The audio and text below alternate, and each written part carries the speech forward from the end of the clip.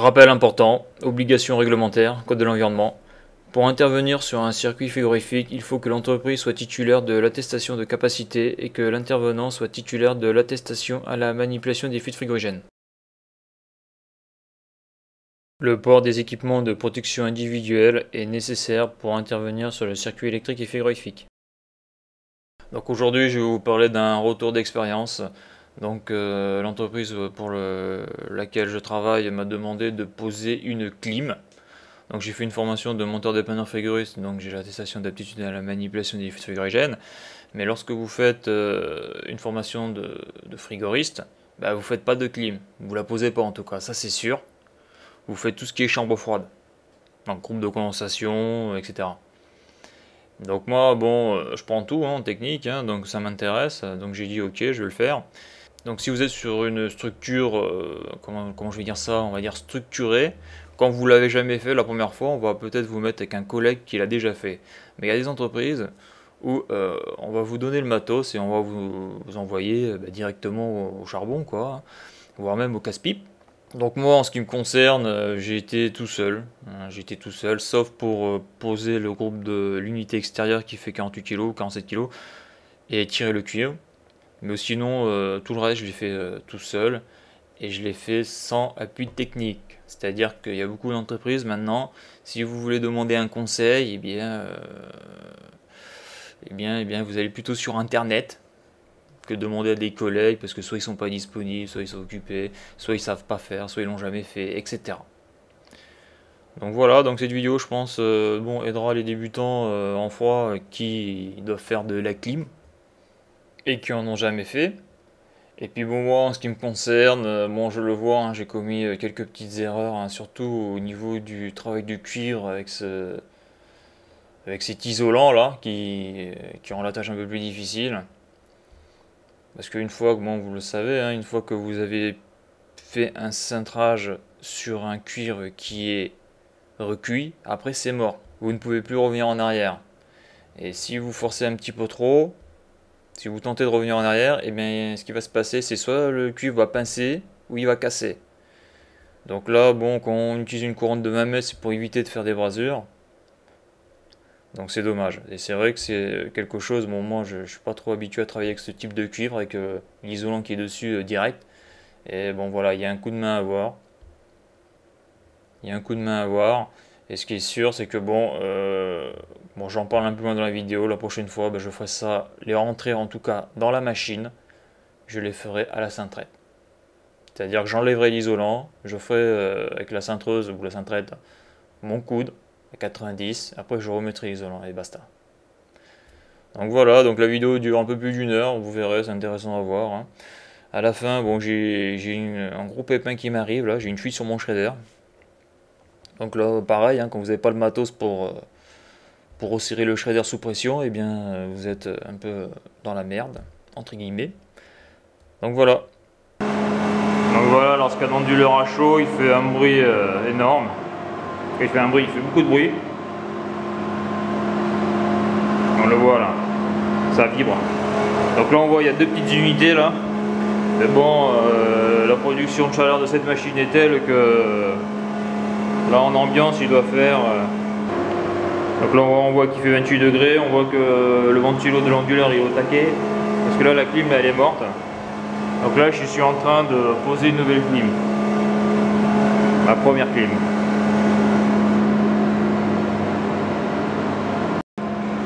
Donc il y a un truc avec ces petites clims là, donc on voit que l'air est chassé dans un conduit là.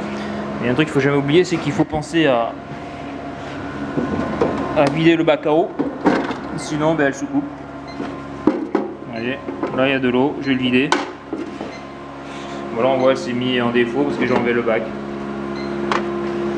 Soit, une fois que le bac est plein, ça coupe la machine. Donc là on peut voir où est-ce que sera placée ma clim, je vais la mettre au-dessus de la petite clim qui est à gauche là, qui est au R22. Donc ici on peut voir le perfo avec lequel j'ai fait les passages pour le cuivre et l'évacuation des condensats. Bon après il faut faire gaffe avec ce genre de perfo, parce que si vous avez des problèmes de débrayage sur cette machine là, ça peut vous péter le bras. faut être très prudent. Donc là j'ai mis cette photo là parce qu'en principe il est interdit, en tout cas officiellement dans les grandes entreprises, il est interdit de travailler à l'échelle. Mais officieusement, eh bien, on va vous dire, bah écoute, il n'y a pas de matos, tu prends l'échelle et démerde-toi, quoi. Donc là, vous inquiétez pas, on voit que le perfo il est tenu par le fourré, hein, c'est pas des fourrés, comment dirais-je, hein, c'est pas des petits fourrés là, c'est du gros. Hein. Donc c'est-à-dire que c'est des machines qui sont solides. Donc là, souvent en entreprise, on vous donne ce genre de matos, on appelle ça une pire ou une gazelle. Bon, celle-là, le problème c'est qu'elle est trop courte, donc elle me sert à rien. Donc je l'ai mise là pour faire un test et puis pour la photo, manière de voir. Manière de vous faire voir ce que c'est ce type de sorte d'escabeau avec une rambarde. Donc ça c'est un escabeau qui est à la cote dans les grandes entreprises au niveau de la sécurité, mais au niveau application sur les chantiers c'est une misère absolue parce que elles sont lourdes. Et en plus on peut le voir, on passe pas partout. Donc là c'est moi avec mon casque anti-bruit, parce qu'il faut savoir quand vous percez dans une pièce qui est un peu fermée, ça peut résonner.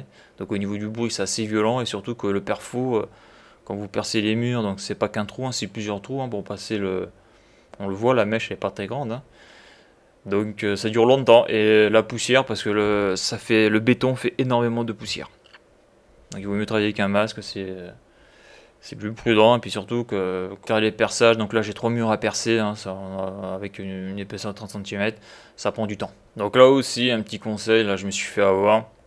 C'est quand on perce, on ne se rend pas bien compte, mais on fait de la poussière. Hein. C'est pour ça que je mets le masque anti-poussière, masque P3. Mais il ne faut pas oublier aussi que suivant les pièces où vous êtes, vous pouvez avoir des détecteurs incendie. Donc pour ne pas faire sonner l'incendie, parce que là on peut voir un détecteur optique, il faut y mettre un gant.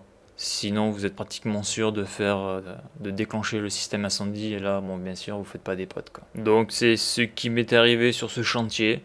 Par contre il ne faut pas oublier à la fin du travail d'enlever le gant quand c'est fini.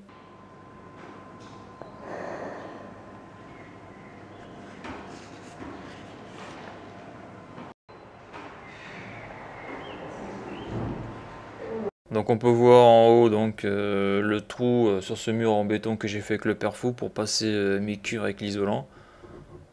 Au tirage du cuir, je me suis rendu compte que le trou était vraiment juste.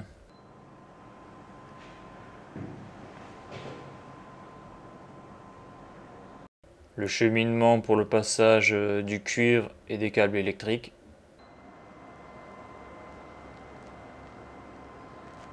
Le cheminement avec un angle à 90 degrés, donc on remarquera là les petits colliers noirs que je mets sur la goulotte avec une embase me servent pour tenir le cuivre et le câble électrique.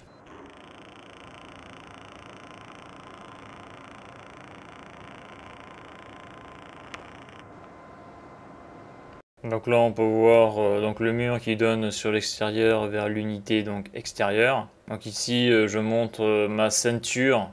Donc lorsque vous travaillez à l'échelle, c'est bien d'avoir ce genre de ceinture, ça évite de chercher ses outils et ça évite surtout de les mettre dans les poches parce que bon faut savoir que les tournevis dans les poches ça les perce. Hein. Donc ça c'est super pratique en chantier. Donc là on peut voir l'outillage que j'ai utilisé sur cette partie là du chantier.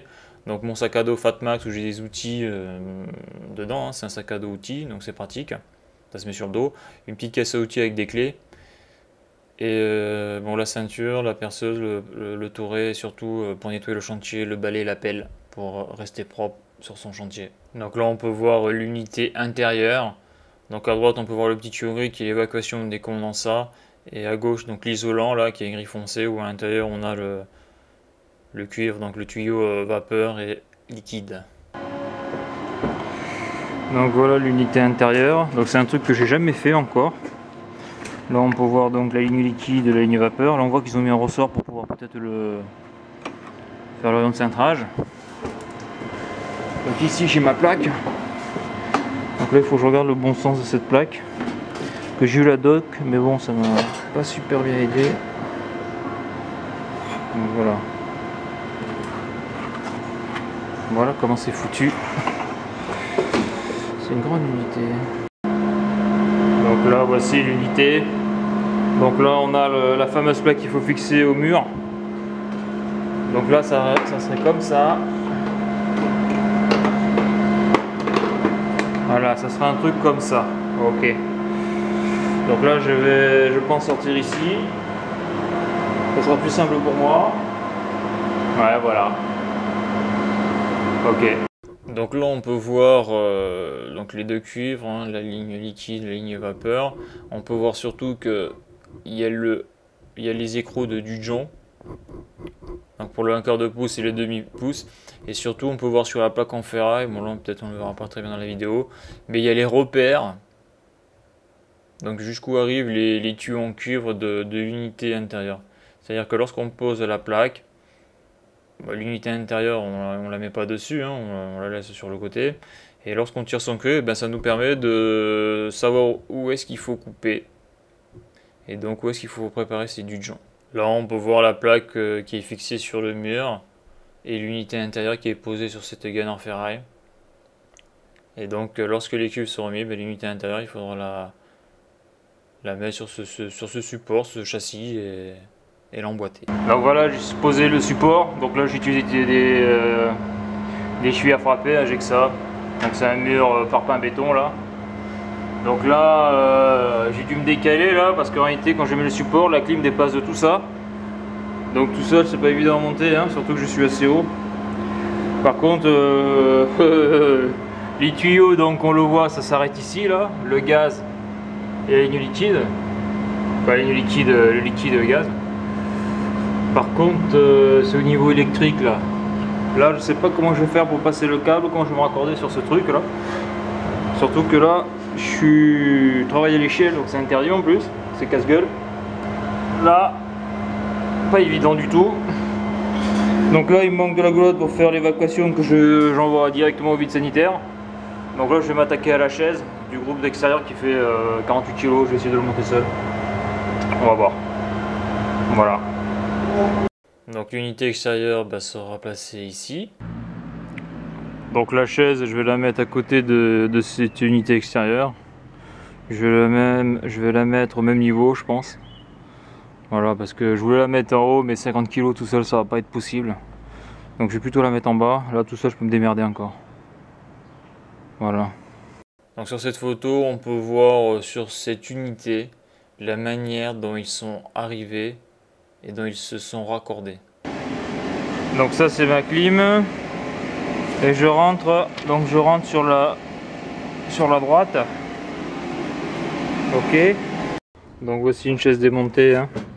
Donc on doit placer ce truc en premier. Après on a ça qui se met comme ça là, je pense. Et après ça on le met sur l'oreille et on le fait coulisser. C'est un peu comme comme ici quoi. Comme ici. Ah d'accord, et après on le fixe ici aussi. D'accord. Ok, un peu comme là quoi. Donc je pense que je vais la mettre juste au dessus. Donc dans la boîte j'ai trois poches. Donc c'est là avec le niveau à bulle, je pense que c'est là pour fixer ouais, le truc de la chaise là, ce support là. Après donc ça c'est pour fixer la clim et ça c'est pour fixer le châssis. On voit les tire-fonds là. Je sais pas si du combien. Bon allez on va essayer de monter ça. Alors ce qui est marrant avec cette chaise là, c'est que sur le plan j'ai pas cette pièce là, c'est ça qui est rigolo quoi. Sur le plan j'ai pas cette pièce là, donc ça c'est super. Ce qui est encore plus super c'est que c'est mal usiné quoi, j'arrive pas à mettre la vis quoi. Putain. Ça c'est encore du matos quoi. À 2,50 € ça. Comment je fais là? On le voit bien là, c'est super bien usiné, je crois que je vais y aller au marteau. Je vais taper comme une brute dessus, ça va rentrer oui. Donc voilà à quoi ça ressemble, hein. J'ai réussi à les monter, maintenant je vais monter ça. Je vais regarder la distance minimum qu'il doit avoir entre le mur, je crois que c'est 30 cm. Je crois qu'on y est là. Ici on peut voir les caractéristiques de l'unité extérieure qui est au R410A. Donc là pour fixer la chaise j'ai pris l'anthrax parce que je vais la fixer en définitif, j'ai 58 cm. On va voir ce que ça donne là-bas. Donc ce petit truc là, ça sert à être vissé ici là, comme ça là. Comme ça, et là je galère. Là je le visse comme ça. Donc, je vais faire pour... Donc voilà ce que ça donne les petits patins là. Ça, c'est sûrement pour... Ouais, pour pas abîmer la ferraille, je sais pas. Pour les vibrations peut-être. Donc ça c'est bon, donc là je me suis fait avoir, c'est pas ces vis là, c'est les grosses. Donc à quoi faut bien servir ces vis là, j'en ai aucune idée. Là on peut voir les 4 trous avec donc 4 chevilles où je vais mettre à l'intérieur des tire-fonds pour supporter la chaise et l'unité extérieure qui sera dessus. Et j'ai percé à 12. Donc voilà, maintenant je vais mettre les tire-fonds. Ouais, parce que là quand même l'unité fait 50 kg, il faut que ça soit quand même assez solide.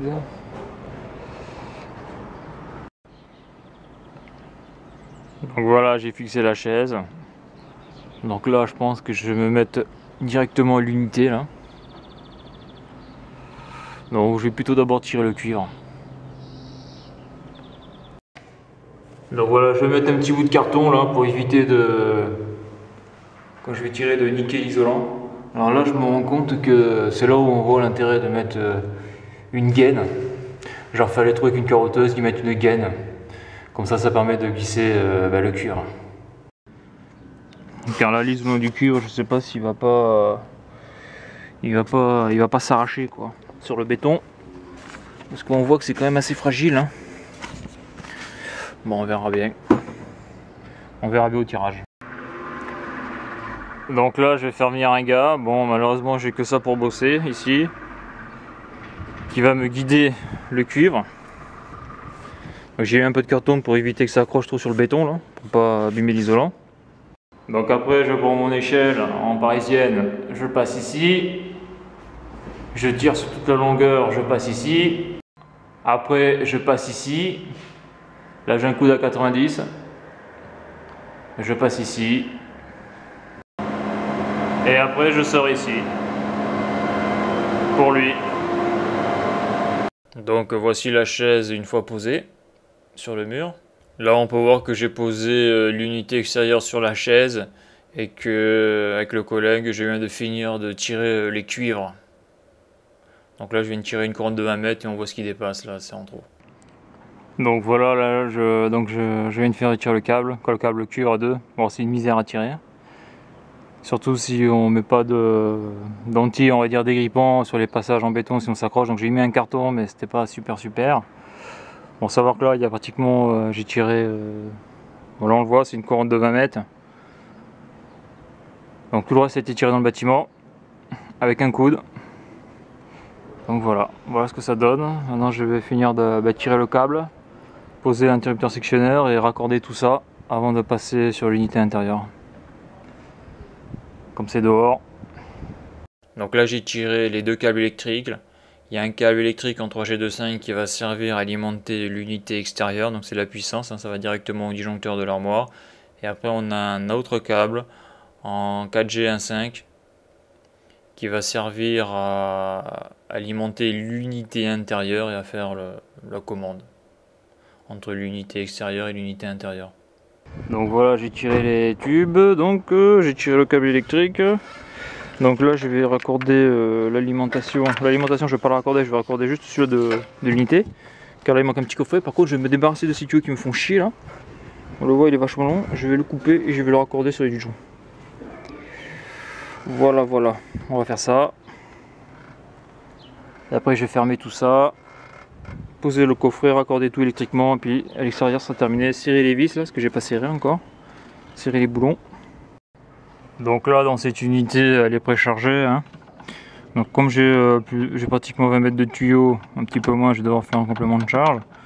Donc là il faut pas se faire avoir. C'est ça, c'est mon écrou du Dijon.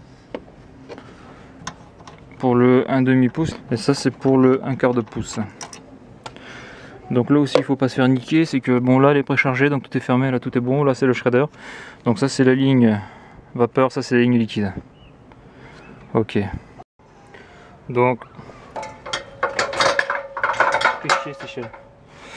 voilà le Dijon. Donc ça c'est l'étape la plus délicate, hein, il faut pas oublier mettre l'écrou. Donc là malheureusement je suis obligé de... J'ai un coupe-tube qui est un peu merdique, hein. Je dirais même c'est de la merde. Donc bon malheureusement il faut que je finisse le raccordement avant ce soir. Donc on fait avec le matériel qu'on a. Hein. Par contre là j'ai vu que je l'ai un petit peu écrasé. Légèrement. C'est vrai qu'il conseille de le faire à la cintrette. Bon mais comme j'ai pas de cintrette, ben, je le fais à la main. Mais à la main c'est... on a vite fait de le plier. Donc là il est pas plié mais pas loin quoi. c'est limite. Au moins si j'ai un souci, ben, je sais que là, potentiellement il y a une merde. Et c'est vrai que quand on fait les coudes là, bon, on le fait à la main, mais c'est vrai que c'est chaud. C'est chaud, chaud, chaud. C'est plus facile sur les chambres froides, on utilise la cintrette et on met l'isolant après. Alors que là, l'isolant il est vendu avec, et c'est vrai que pour faire les coudes, c'est de la merde. Faut dire ce qui est. Ou alors je fais pas le coup de main. Donc je vais le raccorder, je vais faire pareil pour le 1/4. Donc là, c'est vrai que la grosse erreur, ça serait de le... Bon là, il est légèrement... J'en ai ouvert un, hein. Il est pas pincé, mais il est un peu écrasé. Mais c'est clair que si je continue, je l'écrase, quoi. C'est-à-dire je le pince complètement et là, le tuyau est mort. Donc ça, c'est vraiment la grosse erreur qu'on n'a jamais fait, c'est de péter de ça. Donc là, on voit le Lujon, il est un peu trop grand, mais là, on le voit, si je le coupe, je suis mort, hein. Je peux le ressouder, quoi. Donc on va essayer comme ça. Donc ici, on peut voir que j'ai raccordé mes deux cuivres.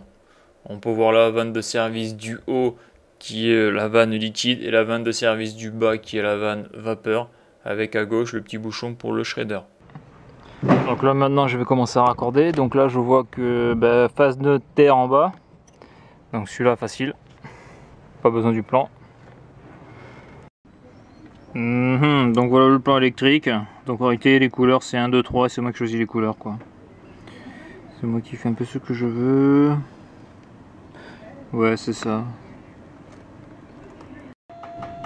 Donc le plan il est ici, donc l'unité intérieure, moi je suis sur l'unité extérieure.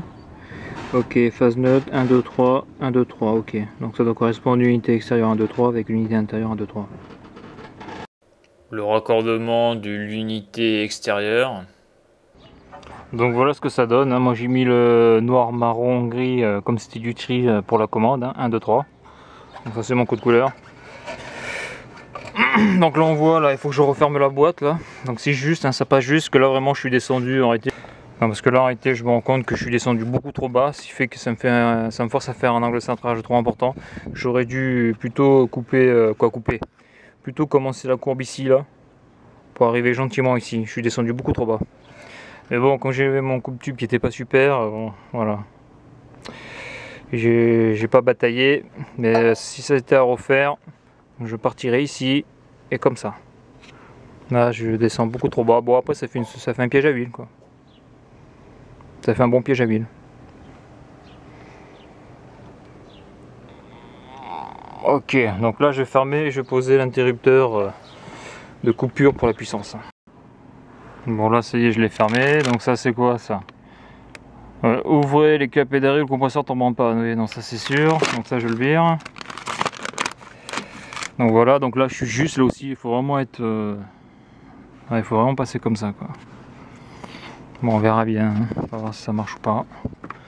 En principe ces machines sont solides. Ok, donc maintenant je vais faire l'interrupteur sectionneur pour couper l'unité extérieure. Le constructeur met sur sa machine une petite étiquette qui rappelle que les vannes de service sont fermées et que pour libérer le fluide, il faut les ouvrir. Donc ça c'est mon coffret que je dois poser. Alors il est vraiment merdique parce que les trous sont à l'extérieur. Et c'est vrai que je vais foutre des chevilles, je vais mettre des vis Paco là-dessus parce que voilà, c'est souvent mieux à l'intérieur parce que ça permet de mieux le caler. Bon après c'est vrai que pour l'étanchéité c'est moins bien, mais... Donc voilà le coffret de l'interrupteur sectionneur. Donc on peut remarquer que j'ai mis les deux pressé-toupes en bas. Donc ça c'est lorsqu'il pleut, ça évite des infiltrations potentielles, même si les pressé-toupes doivent être étanches. Après bon, pour faire ce travail là, il est conseillé, pour pas trop se prendre la tête, d'avoir un cône à mettre sur sa visseuse. Donc comme j'avais pas de cheville de 6, j'ai mis des chevilles de 5, donc des chevilles à frapper. J'ai enlevé la cheville à frapper, j'ai mis une vis Placo. Donc la cheville à frapper c'est ça, on utilise ça pour poser les goulottes, hein, pour aller plus vite en chantier. Voilà, parce qu'il faut toujours avoir des forêts béton, malheureusement j'en ai pas, mais de 5, de 6, de 8, de 10, et pour poser la chaise de 12. Voilà, maintenant je vais raccorder. Donc ici le coffret est raccordé. Et donc là on peut voir une vue générale de l'installation, en tout cas de l'unité extérieure avec son interrupteur sectionneur. Bon ben voilà, il ne me reste plus qu'à fignoler un peu ici là, et mettre les goulottes. Et puis après tirer les câbles qui sont de l'autre côté jusqu'à l'unité intérieure et raccorder l'unité intérieure. Voilà. Donc là, un petit zoom sur le câblage de l'unité extérieure. Donc c'est pas compliqué, hein, c'est bien repéré, hein, phase neutre terre. Après en haut on a 1, 2, 3 terre. Donc 1, 2, 3. Donc là, comme je l'ai dit dans la vidéo, j'utilise le code couleur 1 noir, 2 marron, 3 gris. Donc là, la vue globale de l'unité extérieure avec les goulottes fermées. Donc là, on peut voir mon petit diable et mon matos pour aller faire l'unité intérieure. Donc là, je vais monter l'unité intérieure. Donc là, je vais enlever d'abord ce capot là pour pas être emmerdé. Voilà, c'est démonté. Après, je vais démonter. Je vais virer les filtres. Ça se vire. Et après, je vais démonter le cache avant là. Donc là, j'ai enlevé mes vis. Hein. J'ai enlevé les vis du bornier électrique et derrière, il y a des petits loquets là qu'il faut, il faut soulever gentiment. Et voilà, il faut pas forcer. J'ai enlevé les petites pales aussi. Les ailettes là. Donc voilà, comme ça je vais le virer, je serai plus tranquille. J'y verrai plus clair. Donc là on voit que ça correspond mieux au gabarit. Donc on peut voir que sur l'unité intérieure, il y a les écrous et du jonc à récupérer. Hein. Et on peut voir un petit peu en arrière, sur la plaque, le repère de la ligne liquide. Et la ligne vapeur qui est un petit peu cachée, mais on le voit aussi, qui est en haut à droite. Donc là, avant de mettre l'unité, je vais me couper les tubes là. Je vais prendre le mou avec ici. Donc je vais arriver tout droit ici. Voilà. Je vais me préparer du jonc là parce que sinon ça va être impossible quoi. Et là tout seul, j'ai peur de la péter cette machine, de la faire tomber. Donc je vais le faire comme ça. Ok. Là, on va couper ici. Donc voilà, j'ai mis un tournevis pour soulever la clim. Donc on est bien obligé d'enlever le cache. Hein. Voilà, donc là il faut faire gaffe à pas lever trop, sinon l'unité peut se casser la gueule. Donc ça reste quand même, on le voit là, ça reste quand même quelque chose d'assez délicat. Hein. Donc là le tournevis il est calé, hein, il faut surtout pas qu'il glisse. Hein. Donc là je me suis fait baiser la gueule. Alors on le voit là. Je suis obligé, parce que là on le voit, j'avais pas fait gaffe là. Je suis obligé de le mettre comme ça, mon tuyau là, plutôt vers le bas. C'est comme un gros con, moi j'avais pris un peu plus sur le haut. Ce qui fait que je peux plus la fermer, donc là je suis baisé là. Donc là je vais rajouter d'autres goulottes sur le côté, je vais la couper pour essayer de cacher tout ça. Donc là je vais raccorder. Alors là ce qui me fait chier c'est que j'ai un coup de tube de merde. Voilà là, la grosse merde, je la filme. Donc pour le 1/4 ça va, mais pour le 1/2 pouce, voilà, je vais voir ce que ça donne. Tant pis, j'ai que ça, hein. Je vais me démerder avec. Hein. Si jamais ça pisse, eh ben, j'irai me chercher, j'irai m'acheter un coup de tube. Et je m'achèterai des raccords et au chalumeau, hein. On brasera, tant pis. Hein. Si jamais j'ai mon cube qui est trop court, donc là j'ai un peu de mou quand même. Là j'ai un peu de mou. Allez, j'espère que ça va bien se passer. On verra après. Donc voilà une étape extrêmement délicate, c'est lorsque vous mettez le tournevis sur l'unité intérieure. Donc il faut trouver le bon tournevis avec la bonne longueur et il faut soulever. Mais il ne faut pas soulever trop car au-delà d'une certaine distance, l'unité intérieure va se déboîter. Donc si elle vous échappe, eh ben, l'unité intérieure va s'éclater contre le sol. Et là, pas bon. Donc voilà à quoi ça ressemble hein, pour préparer le Dujon. Donc l'unité intérieure est tenue par un tournevis, je présente les cuivres et je me prépare à le couper. Alors dans l'absolu en principe avec le gabarit qu'il y a derrière on n'aurait pas besoin de mettre l'unité intérieure comme ça, on pourrait faire directement les Dujon. Mais bon comme c'est ma première fois sur ce genre de matos, je préfère assurer le coup donc j'utilise pas le gabarit. Donc voilà, donc là j'ai mis mon petit écrou, là je viens de faire le Dujon. Maintenant on va voir, je vais voir ce que ça donne, j'espère que j'aurai pas une mauvaise surprise. Hein. Allez, on va enlever ça. Bon voilà, donc là j'ai mis un peu d'azote. Donc je vais faire ma recherche de fuite. J'ai amené mon petit miroir.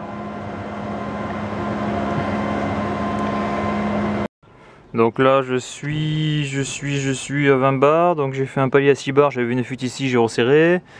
Après je suis passé à 15 bars, là je suis à 20 bars, là je vais passer donc au niveau dessus. Là je vais passer au niveau dessus. Donc là je l'ai monté à 25 bars, je pense que c'est suffisant là. Donc là je vais continuer mon recherche de fuite et je vais attendre une petite heure, je vais continuer à tirer le câble qui me reste à tirer jusqu'à l'unité extérieure. Donc là c'est étanche. Tout à l'heure il y avait une grosse bulle. Et là on le voit aussi. C'est étanche. Après il faut pas se faire niquer avec ces raccords. Parce qu'ils peuvent fuir aussi, donc ça il faut le contrôler. Que souvent les fuites peuvent venir des flexibles. Parce que là je suis, donc le shader est enfoncé, là je suis sous azote jusqu'au mano là. Donc là c'est pareil, ça fuit pas, ça a l'air d'être bon. Ok, donc là je vais, bon là c'est étanche, hein, j'ai fait à l'azote, donc avec une fuite ça pissera pas, ça c'est sûr. Donc là ça je vais le fermer. Je vais le fermer, je ferai une recherche de fuite quand j'aurai un détecteur de fuite, quand ce sera en service, hein, avec un détecteur de fuite qui fonctionne bien. Donc là, il manque le câble électrique à raccorder. Là l'unité, je vais la remettre sur son support. Je vais enlever mon tournevis. Donc là je suis niqué, je vais rajouter un bout de goulotte ici, là, pour cacher ça. Et ouais, donc là, erreur de débutant. Mais bon, ça arrive, hein, c'est ma première. Et voilà, donc là il faut que je me passe mes deux câbles électriques. Et on sera pas mal. Voilà. Bon ben voilà, j'ai mis l'isolant là. Malheureusement j'ai mis du Chatterton. Hein. Donc en principe on met pas du Chatterton, on met du scotch isolant là, exprès, parce que justement si le cuivre est au contact de l'air, ça peut condenser et donc couler sur les murs. Donc là je vais voir comment réagit la clim. Sinon j'essaierai de, si ça pisse, ben, j'essaierai de m'en procurer. D'ailleurs j'aurai pas le choix je pense. Bon ben voilà, maintenant il ne reste plus qu'à raccorder électriquement et faire ça là. La purge. Donc là au début je voulais passer à gauche, mais le problème c'est que je suis droitier. Quoi, le problème. Ce qui fait que quand je poussais à gauche là, j'avais pas assez de force. Hein. C'est pour ça que je me suis mis là, comme ça je pouvais me mettre bien dans l'axe du trou. Et c'était plus facile. Donc un petit conseil pour mes abonnés, tant que j'y suis. Donc là on peut voir que le gars qui m'a aidé là, il a mis le collier en définitif. Ça veut dire quoi? Ça veut dire que là je peux plus l'enlever là, je suis baisé là. Donc là je suis en train de tirer des câbles. Donc là c'est pas bon. Les câbles, les colliers il faut les mettre en provisoire. L'intérêt du provisoire c'est que je peux faire ça et je peux le remettre. D'accord? Comme ça qu'on fait en chantier. Donc là quand je vois ça je sais une chose, c'est que la personne qui est venue m'aider n'a jamais fait de chantier. Parce que là, je suis obligé de couper le collier, en remettre un autre. Car comme ça, si on laisse le collier comme ça nous force à tirer tout le câble à l'intérieur. Mais bon, c'est pas possible quoi. Tout seul, c'est pas possible. Donc là, je vais me couper ce collier, je vais le mettre en provisoire. Donc là, ça va être du provisoire, on va dire définitif, hein, parce que c'est-à-dire qu'une fois que j'aurai serré, je vais mettre les goulottes, ça bougera plus. Voilà. Ici, on peut voir ce que c'est un collier mis en provisoire. Et ici, on peut voir un collier qui est mis en définitif. Ouais, donc là, on le voit, c'est mieux. Là c'est du provisoire. C'est-à-dire que je peux le desserrer. Et passer un autre câble ou voilà quoi. Alors quand c'est en définitif, ça porte bien son nom, mais c'est mort. Il faut couper le collier. Alors que là, non. C'est comme ça qu'on fait en chantier. Donc là, j'ai fini de tirer mes câbles électriques. Donc ça, c'est mon câble d'alimentation. Alors ce qui est rigolo, c'est que mon câble d'alimentation est trop court. Donc ça m'a toujours fait rire sur les chantiers, les gens qui veulent faire des économies de bouts de câble, là, des bouts de chandelle. Donc là je suis niqué, là il me manque 1, 2, 3, 4, allez 5 mètres de câble il me manque. Voilà. Et comme j'en ai pas ici en stock, je vais perdre plus d'1 heure, voire 2 heures pour trouver du câble, le chercher, faire un bon de commande, etc. Pour quelques mètres de câble. Donc là on peut voir le câblage électrique de l'unité intérieure. Donc pareil, un code couleur. Noir, marron, gris, noir 1, marron 2, gris 3. Vert, jaune, terre. Ok, donc là j'ai raccordé, donc le câble je l'ai fait passer par ce côté là. Donc là après il faut bien mettre la purge là, l'évacuation des condensats. Donc 1, 2, 3, noir, marron, gris. Bon ça va être bon, hein. Ça c'est mon code couleur. Hein. En tri c'est comme ça que je fais souvent, noir, marron, gris. Donc ça c'est pas du tri, hein, c'est de la commande. Hein. Enfin, commande, alimentation et commande. Voilà, donc là qu'est-ce qu'il me reste à faire? Et il me reste à faire un truc très important. Ça, l'évacuation des condensats. On va essayer de le faire passer. Là, ouais, là cette tête est... Bon ça c'est mon câble d'alim qui est trop court. Là il faut que je le passe ici, là je vais couper un peu peut-être. Voilà. Donc là il faut bien le scotcher. Sinon ça pisse. Par contre là, la mousse que j'utilise là, putain, elle m'a salopé le mur, mais grave quoi. Bon, on va passer un petit coup d'éponge après. Ça c'est pas méchant. Ok, allez. On va mettre la purge. Donc voilà, j'ai rentré le tuyau, mais bon, je sais pas si c'est le bon diamètre qu'on m'a filé, parce que là j'arrive pas à le rentrer en force. Donc j'ai été obligé de l'ouvrir. Donc là je mettrais bien un petit collier ferraille hein, pour le fixer définitivement, mais j'en ai pas. Donc je vais mettre du scotch à la place, je verrai combien de temps ça tient. Bon là je suis dans un local technique, donc même si ça pisse, bon, c'est vrai que c'est un local onduleur, hein, mais l'onduleur il est à 2 cm du sol, donc ça va. Donc voilà, je vais scotcher et c'est vrai que il est super dur à rentrer, je sais pas s'il est vraiment adapté ce machin là. Donc voilà, je vais le scotcher, on verra combien de temps ça tient et si ça tient. Bon, au moins que j'allais me trouver un collier en ferraille qui traîne, mais bon ça va être difficile. Donc voilà, j'ai mis Chatterton, je l'ai tenu. Donc j'ai un collègue qui m'a dit qu'il fallait que ce soit super bien scotché pour pas que ça se barre. Donc voilà, maintenant je vais le passer. Ok, donc là je suis bon. Donc là j'ai envie de fermer l'unité. Là on le voit, je suis bien dans l'axe. Là j'ai envie de fermer l'unité pour voir si je me suis pas planté. Là ça doit rentrer là-dedans. Là-dedans.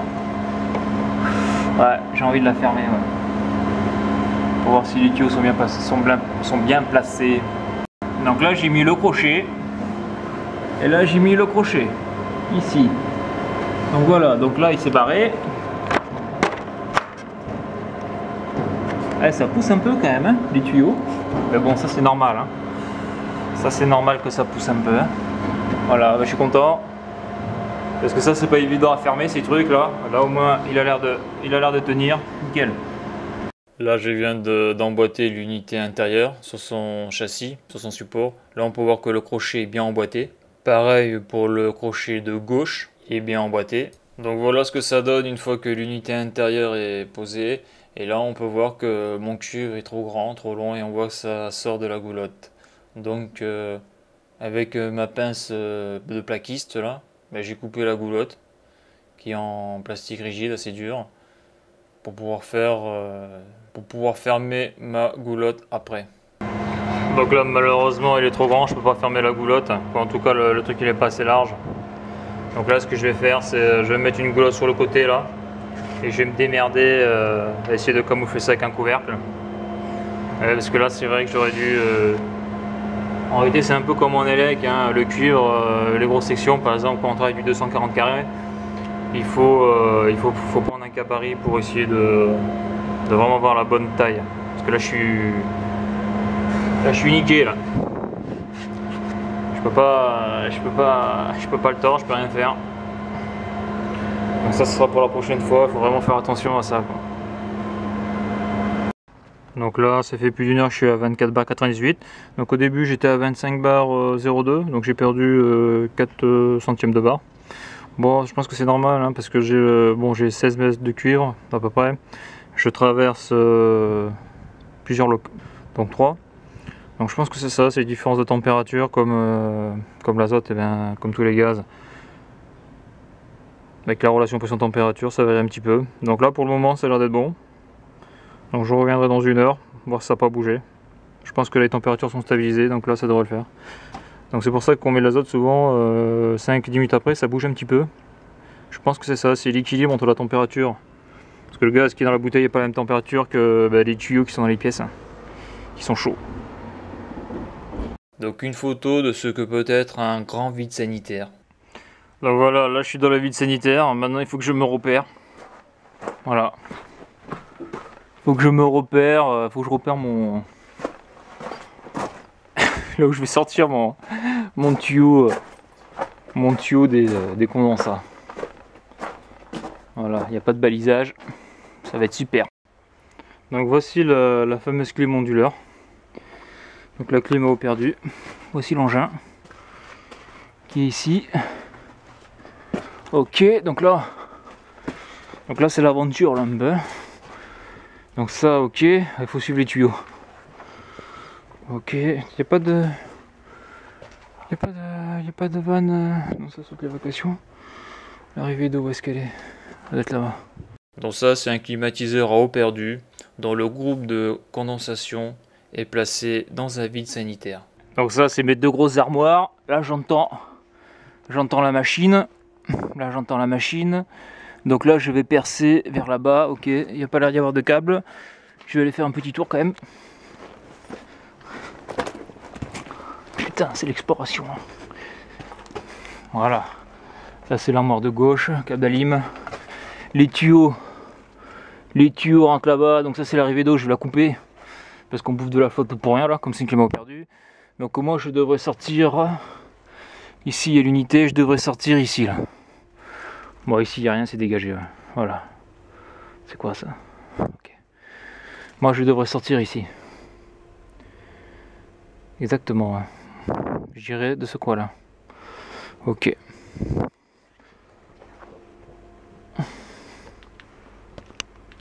Putain, là t'as plus la lampe, t'es dans la merde, là. Ok. Donc là, on peut voir ce que l'on peut trouver dans un vide sanitaire. Hein. Donc au-dessus, il y a des armoires, ça descend et voilà quoi. Les câbles sont un peu en vrac. Et on peut voir ce qui est intéressant, le tuyau vert là, c'est un tuyau d'eau froide et on voit que l'eau, quoique la vapeur d'eau condense dessus et ça goûte. Il n'est pas calorifugé.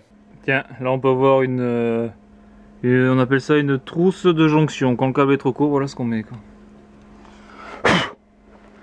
Là on entend l'onduleur. Ouais, il y a quand même un peu d'épaisseur, oui. On va passer.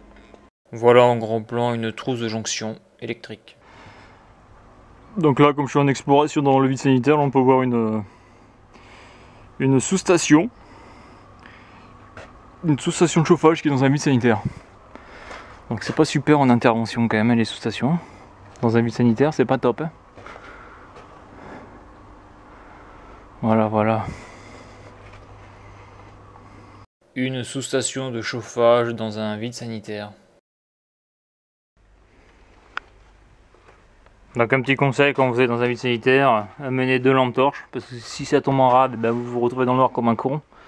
Et vu comment c'est foutu, c'est pas bon quoi. Et mettre une casquette de sécurité ou un casque, parce qu'on a vite fait de se prendre une poutre dans la tronche ou un tuyau. Voilà. Donc c'est ce que je parlais de mettre autour du tuyau de clim là, en haut là. Donc c'est l'arme Arflex, voilà j'ai oublié le nom, c'est ça qu'on met. Bon voilà, j'ai fait mon trou dans le vide sanitaire. Donc ça doit faire 30 cm ça. Assez épais le plancher. Ouais. Voilà, j'ai percé à peu près 32 cm, 32-33 cm. Alors voilà, nickel, ça rentre dans le trou. Bon maintenant j'ai plus qu'à finir la goulotte. Il faut que j'aille m'acheter un bout de câble et une boîte de dérive pour finir. Blasé. Allez, on va finir tout ça. Donc voilà comment je vais faire. Là j'ai coupé là, à la goulotte avec ma pince de plaquiste. Hein. C'est vraiment un outil indispensable pour ce genre de choses. Donc là comme ça, après je vais en mettre un ici. Et ça devrait pas être trop dégueulasse. Donc j'ai voulu le serrer un peu plus. Que j'aurais pu faire un joint en silicone, ça aurait été propre aussi. Mais bon, je préfère cette option là pour le démontage, on sait jamais. Voilà, donc là je vais faire celui-là, le plus difficile. Voilà. Bon ben voilà, j'ai fermé les goulottes. Les goulottes, je les ai fermées. On monte. Bon là, on voit le tuyau encore. Donc comme je l'ai dit tout à l'heure, je crois, sûrement je mettrai du silicone blanc pour boucher toute la rainure là. Donc ça on le voit souvent ça en agroalimentaire, en rénovation, en agroalimentaire type voilà, petit agroalimentaire. Quand on met de la goulotte, on met du silicone blanc. Et le résultat est nickel, ça rend nickel. Donc à voir. Si le client ne s'y plaît pas, je mettrai du silicone blanc, s'il lui plaît, je laisserai comme ça. Donc là pareil, là, quand j'ai mis ma mousse là, ça m'a salopé le mur. Là. Pas bon. Ok, donc là je vais virer la bouteille d'azote et je vais tirer au vide. Le temps de fermer toutes les goulottes, je tire au vide 1 heure je pense. Et aussi avant de refermer l'unité intérieure, faut que je contrôle l'évacuation des condensats avec une bouteille d'eau. Bon ben ok, c'est bon, ça a tenu. Donc tout à l'heure, comme un con, j'avais oublié d'ouvrir le mano là. C'est ça le problème, qu'on n'a pas les bonnes couleurs, c'est chiant. Moi j'aime bien avoir les couleurs, le rouge pour l'HP, le bleu pour la BP et le jaune pour le flexible de service. Là j'ai tout de rouge là. Ça me gave. Voilà au niveau du tirage que j'ai, je suis un peu pauvre. Hein. Ok, donc ça c'est bon. Là je vais rajouter un petit collet pour l'esthétisme. Ok, donc là je vais faire la bouteille d'azote, je vais me chercher la pompe à vide. Donc là je suis sur la fonction vacuumètre du Revco. Mais voilà, là il m'indique en BP moins 0,88 bar. Donc ça c'est pas bon hein, bien sûr. Hein. Il faudrait plutôt à moins 0,980. Donc là j'ai l'impression que c'est max vac. Mais vous voyez on n'a pas d'indication. Donc ça c'est un vacuumètre vraiment bas de gamme quoi. Je sais pas quel niveau de vie je descends. Donc tant pis, hein, je vais faire avec ça parce que j'ai que ça. Mais ça vaut pas le vacuumètre que j'utilise dans les autres vidéos sur le froid. Comme le VG64 où on a vraiment une valeur. Là, on verra. Donc là il est 14h46, je vais le laisser tourner 1 heure. Et on verra ce que ça dit. Donc là on peut voir sur ce manifold numérique, lorsqu'on est en vacuum, on a des petites barres qui s'affichent, qui est censé indiquer le niveau de vide, mais bon, c'est pas précis, on ne sait pas exactement quelle est la pression dans le réseau en valeur absolue. Ça on ne le sait pas. Donc à noter que sur la dock decking il marque de tir au vide 15 minutes, c'est un petit peu léger je trouve. Donc là aussi j'ai utilisé mon robinet là. Donc c'est une sorte pas de couple rapide, mais voilà, donc là c'est fermé, si j'appuie sur le shader, je tire au vide à l'intérieur. Voilà. Bon, je vais finir de poser ma goulotte. Donc là j'ai fermé la goulotte. On va voir si j'en chie ou pas. Donc là je suis en train de finir de mettre ma goulotte, donc là on voit que je suis emmerdé, donc je me suis coupé un petit bout là. Là je vais mettre une petite vis, une autoforeuse, pour qu'il tienne, toute petite. Et après pour faire la jointure, parce que là on voit que ça fait un peu dégueulasse là. Donc après ben, je mettrai du... bon ici ça se verra pas, c'est pas grave. Hein. Ici je suis dans un local un peu particulier, un local poubelle. Donc là je vais mettre, pour boucher le trou là, un joint de silicone. Ça devrait le faire. Donc ça c'est bon. Ça je vais laisser ici. Là le trou du plâtre. Puis voilà.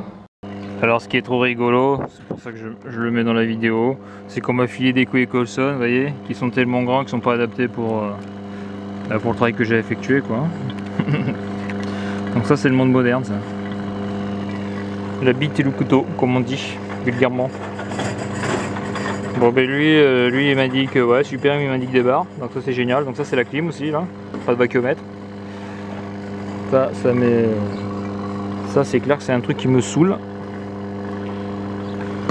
Ok. Donc là ben, comme lui il est trop grand, je vais le mettre avec lui.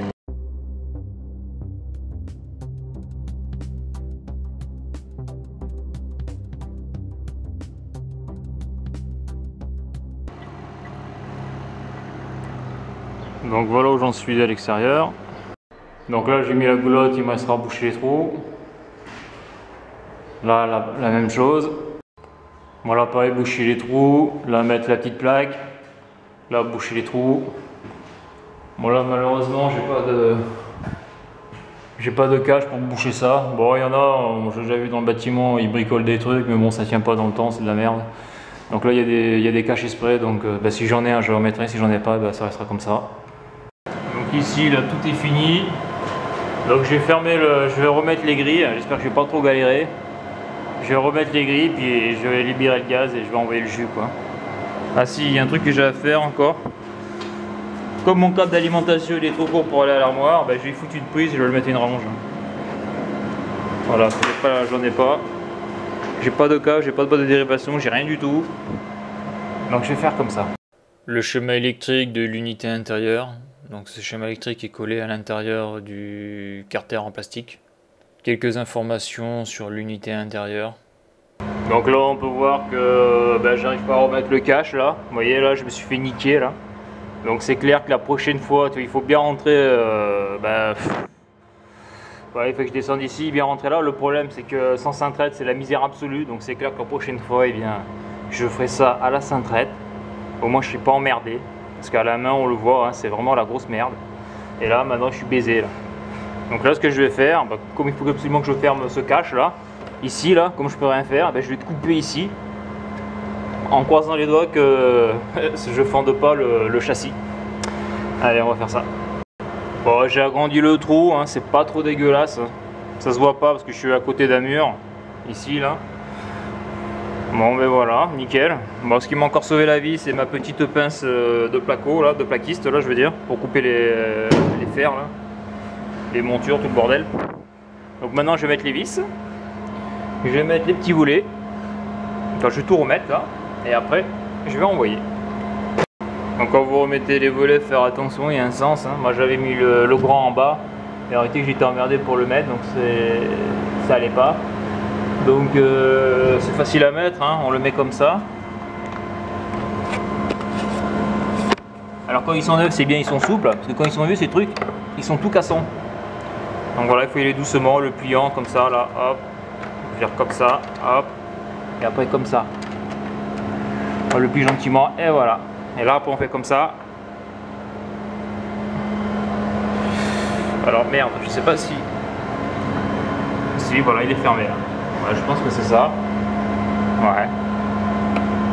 Ouais, ça a l'air d'être ça. Bon, je regarderai sur mes photos si c'est vraiment le bon sens. Quoique j'ai un doute. Hein. Bon, voilà, j'ai remis les fils. Donc, c'est le bon. Hein, le grand il est en haut, le petit il est en bas. Donc voilà. Donc maintenant, je vais prendre la prise, je vais la brancher. Et après, je vais libérer le fluide. Bon, ça sera après. Donc voilà le système, hein. J'ai mis ça en provisoire avec une prise au cul là. Donc ça, bon, c'est avec des dominos, c'est pas super. Hein. C'est pas super, mais bon, je fais avec les moyens du bord. Voilà, voilà. En attendant, bon, bah allez, je vais libérer le fluide. Donc voilà, donc mon flexible rouge de merde qui me fait chier là, il est pas jaune. Là. Donc là, je le ferme, il est tiré au vide. Donc ça c'est bon. Donc là d'après Decking il faut faire un complément de charge de 20 grammes par mètre supplémentaire.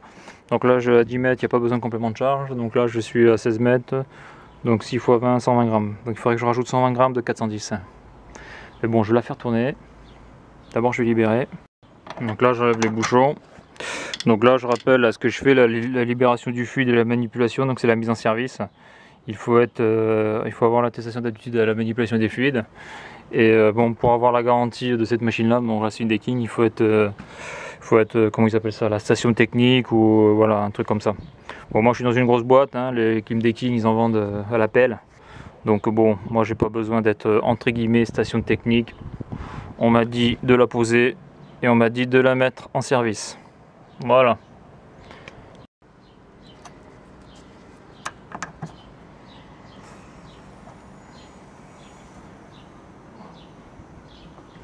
Donc là, je referme, j'ai libéré du fluide, je vais aller chercher mon détecteur de fuite et on va voir, on sait jamais. Là j'ai mon petit Revco, là je l'aime pas ce détecteur de fuite parce qu'il est... je le trouve pas super. Bon, ben là ça a pas l'air de pisser.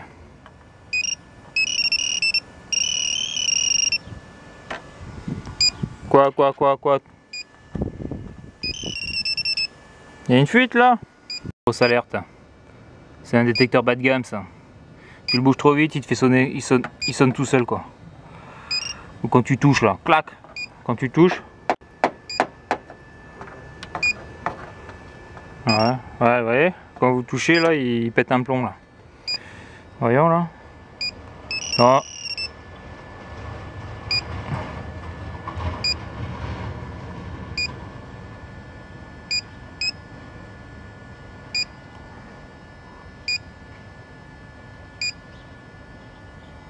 Bon ok, ouais, c'est de la camelote ce matos. Hein, puis comme j'ai fait l'azote, ça bougeait pas, donc bon, je suspecte ce détecteur de biper quand il a envie quoi. Donc là j'ouvre mon départ liquide. Voilà. Pareil pour le retour. Donc là je suis à combien là? 10 bars, 11 bars, 14 degrés, ouais.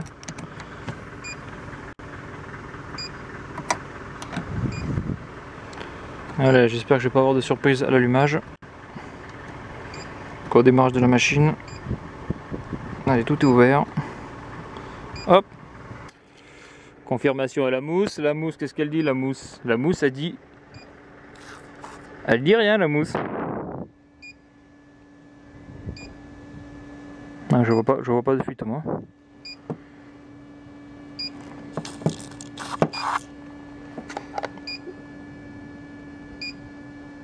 Non, je vois rien du tout. On le voit bien là, on voit bien qu'il n'y a rien quoi. Parce que les seuls fuites qu'il peut y avoir sur cette installation, c'est au du joint. Non, puis l'azote était ok, donc... Bon allez, je vais mettre en marche. Faut pas que j'oublie de tester l'évacuation des condensats non plus. Ça je l'ai pas fait, donc ça c'est sur off. Bon allez, j'envoie le jus. Ah, j'ai entendu un contact. J'ai appuyé sur le petit bouton. Ça souffle. Alors là chier, j'ai pas envie de la régler maintenant là. Donc là je vais mettre à 23.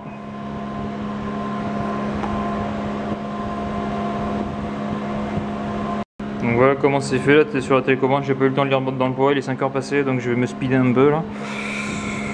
Enfin je vais me speeder. Je vais attendre qu'elle fasse un peu de froid, on va voir. Voyons, Powerful, c'est quoi ça? Ça la booste un petit peu là?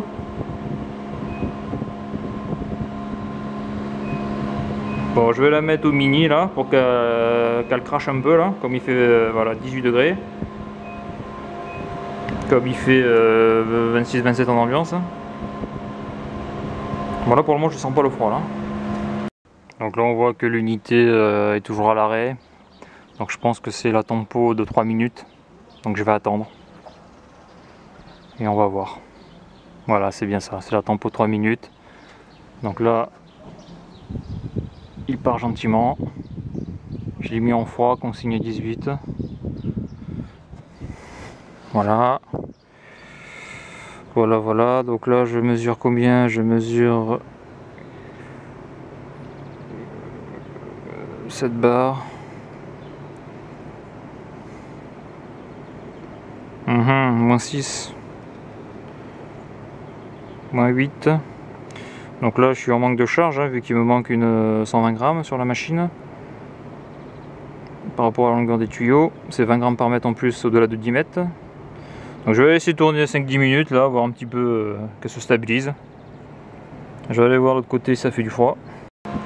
Donc là je sens un peu de frais sur le visage, donc c'est bon signe. Donc là au soufflage je suis à 9,6, 9,5.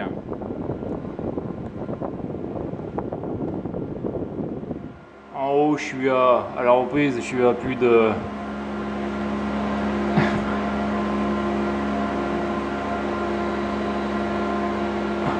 Ouais, plus de 24. Ouais, 25, 24-25, sachant que là ça peut refroidir un petit peu. Ok, donc là je vais faire, tant que je vais brancher le complément de charge. Donc les 120 grammes, mais après il faut pas que j'oublie d'envoyer de la flotte. Pour voir si l'évacuation des condensats fonctionne bien. Je souffle à 25-26. Et en entrée condenseur, je suis à...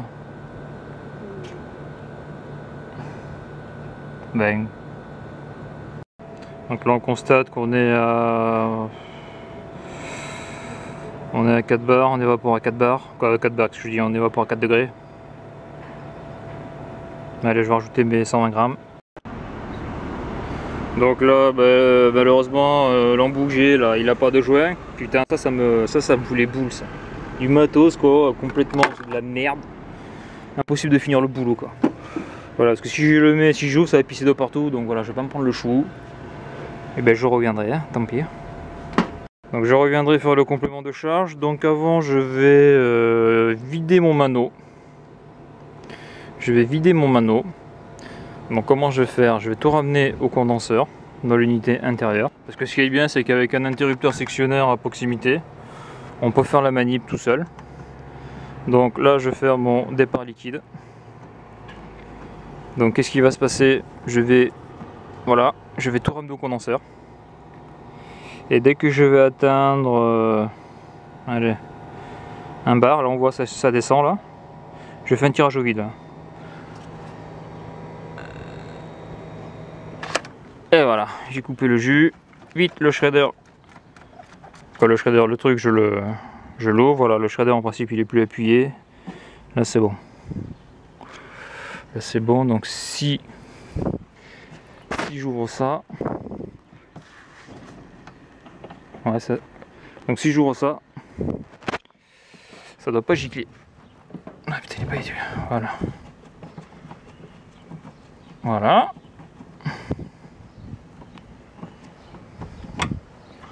Voilà. Donc là il est à la pression atmosphérique. Voilà. Donc ça c'est bon. Maintenant je vais mettre le bouchon. Bon, je peux l'ouvrir. Hein. C'est un shredder, il doit être étanche. Et là je réouvre gentiment mon départ. Départ liquide. Donc là on voit le shredder de merde. Le shredder pisse, quand j'hallucine.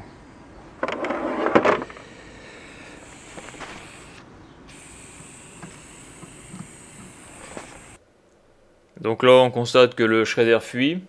Donc là ce que je fais, mettre le doigt dessus, hein, bien sûr il ne faut pas le faire. Et il faut surtout pas le resserrer sous pression. Donc moi je vais pas contrôler le serrage du shredder parce que c'est une machine neuve et en plus c'est une marque professionnelle. Donc on peut penser qu'en sortie d'usine, le shredder, eh ben, il est à sa place, bien serré. Donc là ce que j'ai fait, comme ça pisse, donc j'ai voulu mettre mon bouchon.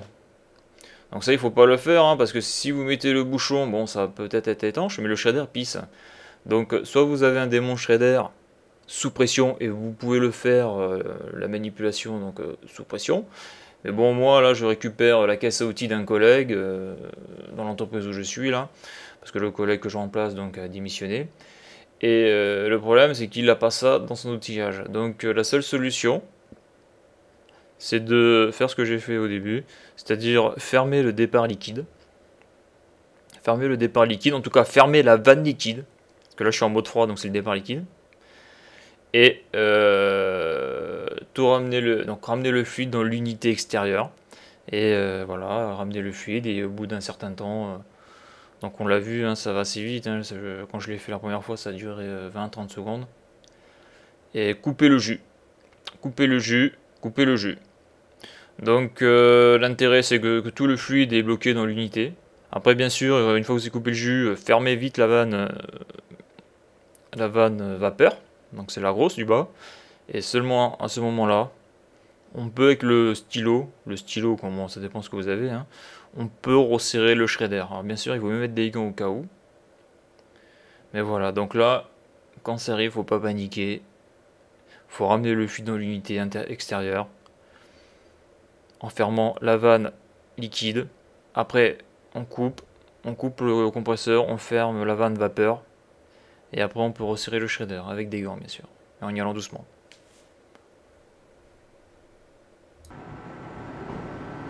Bon ben, malheureusement j'ai perdu mon bouchon, donc là j'en ai pas sur moi de secours. Par contre un truc qui est un peu choquant là, c'est que le shredder était dévissé, desserré et épicé. Donc c'est une machine qui est neuve. Et ce qui me fait complètement halluciner, c'est ça quoi. Shredder desserré, j'hallucine. Donc là au niveau contrôle qualité et sortie machine des usines c'est pas top hein.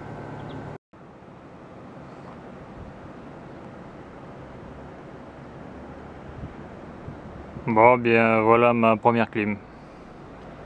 Mon premier mono split. Bon ben voilà, le dernier truc que j'avais pas contrôlé c'est ça. Donc je verse de l'eau dans les vapos là. Et en principe ça doit dégager. Alors le problème c'est que vu la longueur du tuyau,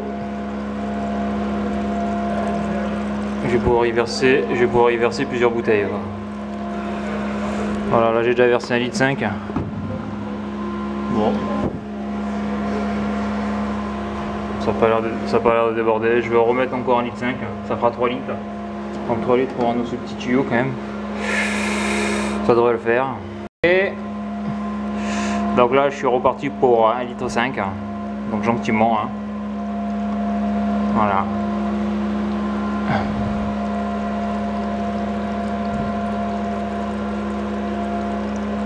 Voilà, donc ça fera 3 litres. Et je vais remettre encore une bouteille de litre 5.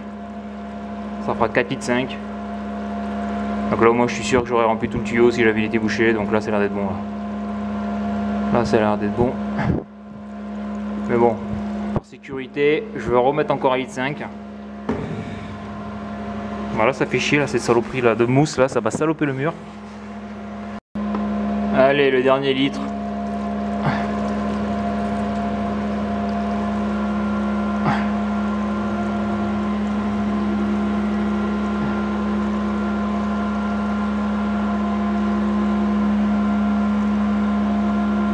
Bon, c'est bon, hein, j'ai mis 3 litres, 4 litres 5. Donc ça n'a pas débordé, ça n'a pas dégueulé. Donc l'évacuation a l'air d'être bonne. Donc la machine est apte au service. Donc aussi un truc qui est pas mal à voir, bon moi j'en ai pas, c'est des lingettes nettoyantes. On le voit souvent, c'est en chantier quand on fait de la goulotte en élec. Parce qu'avec les gants on salit les goulottes. Donc là bon, comme j'ai pas le joint pour la bouteille, eh bien il y a à faire le complément de charge. Après bien sûr remettre le bouchon qui me manque. Et après, comme on peut le voir dans la vidéo, mon câble d'alimentation qu'on m'a fourni, la longueur n'était pas suffisante, donc je l'ai branché en provisoire sur un touret. Donc il faut pas oublier de... Donc moi en ce qui me concerne, il faut... Bon là je l'ai pas mis dans la vidéo, hein, de continuer, mettre une bonne dérivation et mettre un disjoncteur 20 ampères et aller le mettre dans l'armoire. Et après, bien sûr, il faut faire la paperasse. Alors aussi pour information, bon là on le voit pas dans la vidéo, hein, mais lorsque l'on branche une machine sur un touret, il vaut mieux le dérouler entièrement pour éviter que les câbles chauffent trop. Donc en retour d'expérience, eh bien, pour faire du bon boulot, il faut des bons outils, hein, ça c'est clair. Hein. Là je l'ai vu, là j'ai failli être en très grosse galère à cause de mon coupe-tube. On le voit un moment dans la vidéo, hein, c'est un coupe-tube... il est vieux, merdique, c'est-à-dire que quand je tournais sur du 1,5 pouce, le coupe-tube faisait pas son boulot, quoi. Il coupait mal, il écrasait le tuyau. Bon, voilà quoi. Donc il faut vraiment avoir un coupe-tube, je veux pas dire de compétition, mais un bon coupe-tube, avec un bon ébavureur. Et après, bon, bien sûr, le top, c'est aussi d'avoir une bonne Dudgeonnière. Parce que comme on peut le voir, hein, c'est pour ça que l'unité intérieure, j'ai été emmerdé. C'est parce que quand j'ai coupé le tuyau, j'avais une chance sur 4, je dirais, de le réussir à cause de ce coupe-tube. Donc quand j'ai vu que je l'ai coupé, j'ai vu qu'il était trop long, mais j'ai vu que la coupe était pas trop dégueulasse, donc j'ai pas tenté le diable, hein, je suis resté comme ça. C'est pour ça que le tuyau était un petit peu trop grand et donc ça dépassait de la goulotte. Donc voilà. Donc voilà pour ça, d'où l'intérêt d'un coupe-tube. Après, comme on peut le voir, une fois qu'on veut fermer les couvercles, il faut vraiment bien être... Donc comme on a pu le voir, il faut bien rentrer droit dans la machine, hein, parce que sinon pour fermer les couvercles, ça passe pas. Ça passe pas. Et c'est vrai que pour faire des angles droits 90, nickel. Encore sur le 1/4 de pouce à la main ça va, mais le 1,5 pouce, il vaut mieux utiliser la cintrette. Il vaut mieux utiliser la cintrette quand on rentre dans la machine, parce que le 1,5 pouce, on le plie très très vite. Surtout qu'avec l'isolant, des fois on voit pas trop ce qu'on fait. Donc pour la prochaine fois, je pense que si mon entreprise me fournit pas une cintrette, j'irai me l'acheter. Et je le ferai à la cintrette pour être plus tranquille. Ou au ressort. Parce que si vous faites des essais avec une chute de tuyau isolée, entraînez-vous à le cintrer à la main et vous allez vite voir que il se plie très facilement. Alors qu'en froid, souvent on s'entraîne à faire le cintrage 1,5 pouce à la main, mais sans l'isolant. Et sans l'isolant, on voit mieux ce qu'on fait, c'est plus simple. Donc voilà, il faut enlever l'isolant, mettre la cintrette, faire ça proprement et remettre l'isolant. Donc voilà, en retour d'expérience ce que je peux dire. Après, ce que je veux rajouter aussi, c'est lorsque vous avez des murs en béton de 30 cm à passer. Bon, moi j'ai passé une demi-journée à faire mes trous, hein, mais le problème c'est que c'est difficile à percer, c'est difficile à faire de bons trous avec un perfo. Parce que lorsque vous tirez les tubes avec l'isolant, eh bien ça va s'accrocher. Donc il faut mettre absolument un bout de plastique pour que ça glisse. Mais le top, ça serait plutôt d'avoir une carotteuse. Faire un peu comme font les plombiers, hein, ils carottent, quoi. Ils utilisent une carotteuse, ça fait un cylindre nickel, et dedans ils mettent une gaine. Ça permet de tirer tranquillement son tuyau sans se prendre la tête. Parce que là, bon, on était à deux, et c'est vrai que quand ça frotte sur le béton, c'est un cauchemar. Voilà pour ça, et après bien sûr, toujours avoir des bouchons de secours, parce que là, bon, je travaille dehors, au moment où il s'est mis à flotter.